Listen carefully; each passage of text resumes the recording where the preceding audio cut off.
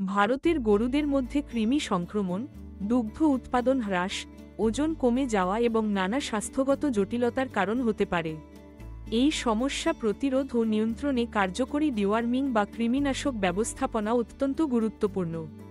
প্রথমেই নিয়মিত deworming schedule অনুসরণ করা উচিত।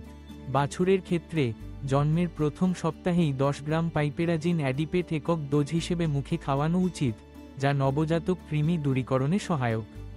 এরপর 6 মাস বয়স পর্যন্ত প্রতি মাসে ডিওয়ার্মিং করানো দরকার। প্রাপ্তবয়স্ক গরুর ক্ষেত্রে বছরে দুবার, বর্ষার শুরু ও শেষে ডিওয়ার্মিং করা সবচেয়ে উপযোগী। এতে কৃমির ডিম পরিবেশে ছড়িয়ে পড়া কমানো যায় এবং সংক্রমণের ঝুঁকি কমে।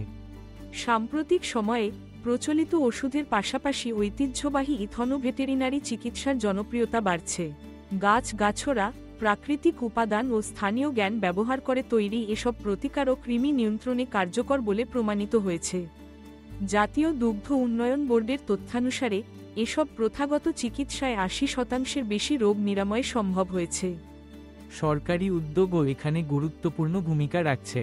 গবাদি পশু রক্ষণাবেক্ষণ ও দুগ্ধ উৎপাদন বাড়াতে প্রশিক্ষণ ও স্বাস্থ্যসেবার উন্নয়ন, ভার্মিকম্পোস্ট ইউনিট স্থাপন এবং গোশালাকে আত্মনির্ভর করার মতো নানা পদক্ষেপ নেওয়া হচ্ছে।